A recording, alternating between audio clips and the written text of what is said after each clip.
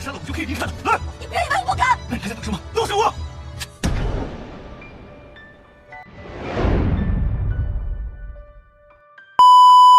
Tiba-tiba Hongye datang mengamuk, mencengkeram leher Zichen.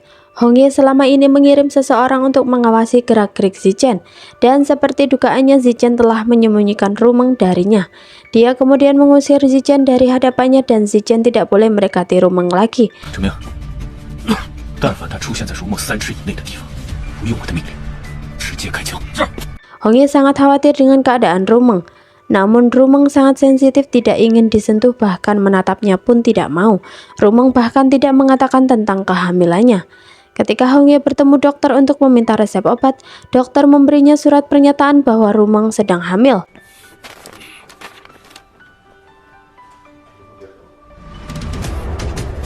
Hongye dan pengawalnya langsung berlari ke ruang rawat Rumeng, dan Rumeng telah kabur bersama Zichen. Melihat Zichen yang begitu melindungi Rumeng membuat Hongye teringat saat Zichen keluar dari kamar Rumeng beberapa minggu sebelumnya.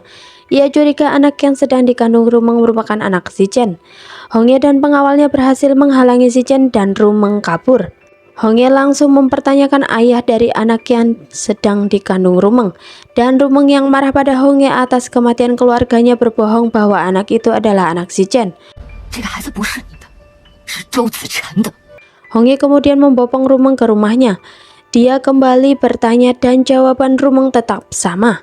Hongye yang merasa telah dihianati kemudian menodongkan pistol ke arah Rumeng. Rumeng menantangnya agar segera membunuhnya. Namun Hongye hanya menggertaknya saja. Hongye yang tak kuasa menahan emosinya menghilangkan amarahnya dengan mabuk. Setelah tenang, ia menghampiri Rumeng kembali. Yang diinginkannya hanyalah Rumeng mengatakan cinta kepadanya.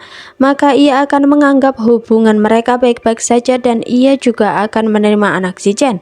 Rumeng justru berkata sangat membencinya, bahkan tidak pernah mencintainya. Perkataan Rumeng justru membuat amarahnya semakin memuncak. 如果没有周子晨，没有你肚子里的孽种，你就可以永远带走我生命。 Ia lalu memaksa Rumeng meminum obat untuk menggugurkan kandungannya. Rumeng memohon ampun untuk anaknya, namun Hongye tidak menghiraukannya. Setelah kejadian itu, Rumeng terpuruk. Ia merasa hidupnya tidak berguna lagi. Ia hanya mengurung diri di kamarnya.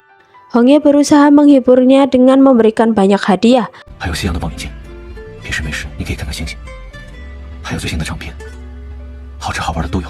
你想？ Ia juga membujuk dan meminta maaf atas kesalahannya yang membuat tubuh Rumeng lemah tak berdaya akibat obat yang ia berikan.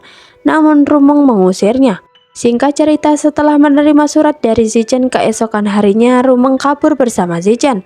Namun rencana mereka gagal karena Hongye memerintahkan untuk menutup jalan di seluruh kota. Keduanya kemudian dibawa ke rumah Hongye. Di sana Zichen dihajar oleh Hongye karena berusaha mencuri Rumeng darinya. Tidak hanya itu, Hongye bahkan menodongkan pistol ke arahnya. Rumeng menghalangi dengan tubuhnya sebagai tameng. Hongye tak mengira Rumeng sangat peduli hingga mau berkorban nyawa demi Zichen. 可不要了是不是？我说， Pistol itu diserahkan ke Rumeng. Hongye memerintahkan Rumeng untuk segera menembak dirinya jika ingin pergi dari kehidupannya.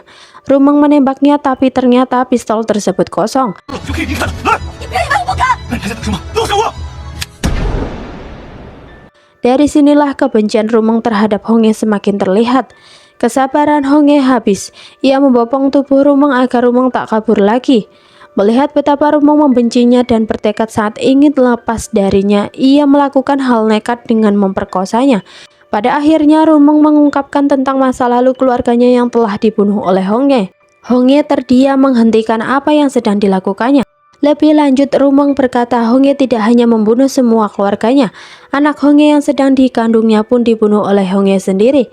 Hongye semakin terkejut setelah mengetahui bahwa ia telah membunuh anaknya sendiri.